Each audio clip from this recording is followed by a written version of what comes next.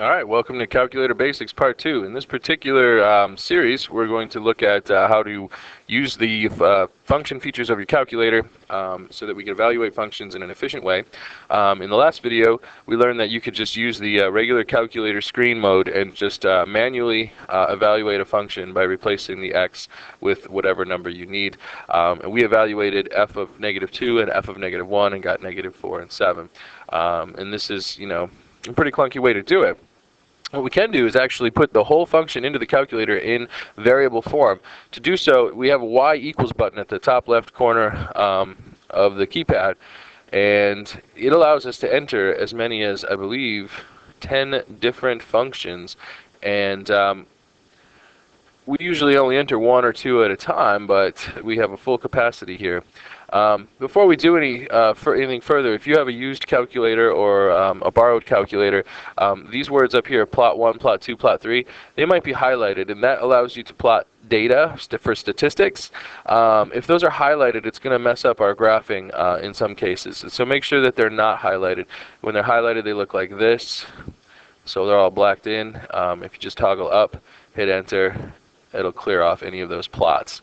So now I just need to enter this function as seen. So first negative instead of subtract, 2, and then right here is your variable key. This is a fundamental key. It'll always hit.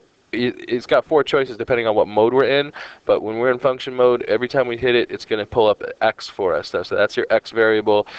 Make sure you know where that is, and then here's squared, and we're going to add 5. Here's the x variable again. Add 14. So all I did was enter a function as I see it into the calculator, and now I have to do a couple things before I can evaluate this function for -2, -1, and so forth. So the first thing I need to do is, what I'd like to do is look at the table of values. So here you can see in blue it says table.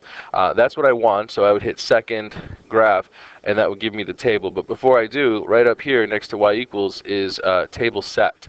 Also blue, so I'll go second, table settings, setup. Right here it says start the table at 3,800, and then here this is the Greek letter delta, meaning change. It says change the tables to go up by 100s.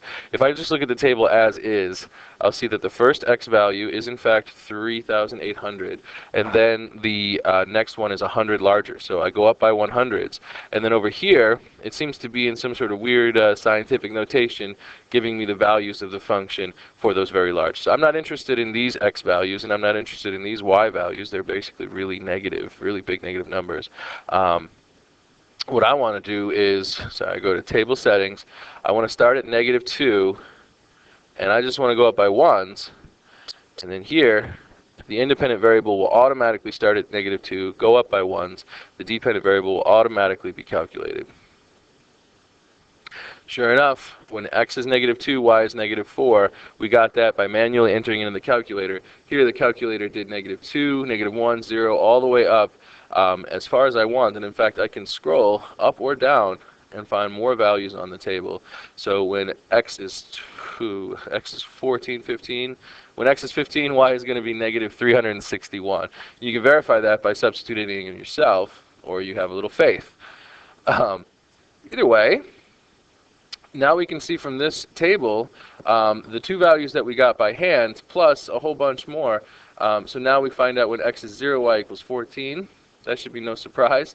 When x is 0, these things are ineffective, and we just get the 14. And the table says when x is 1, y is 17. And that's also true. And when x is 2, y is 16. So now, what if I needed to know the value of the function when x was 2.571? Lord knows why you need to know that, but let's just suppose that's some problem that was asked of you, so you need to answer the question. You can go back to your table setup and change the independent variable to ask.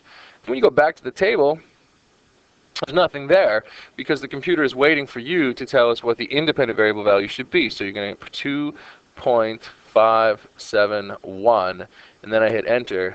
Bam, it gives me the 13.635, and that will be the value of the function. If I put 2.571 in, I would end up with this number after doing all of those calculations. So we can see that the graphing calculator is a really efficient way to evaluate functions for multiple values at a time, and we can generate a table of values, represent that function very quickly. Y equals table setup, table.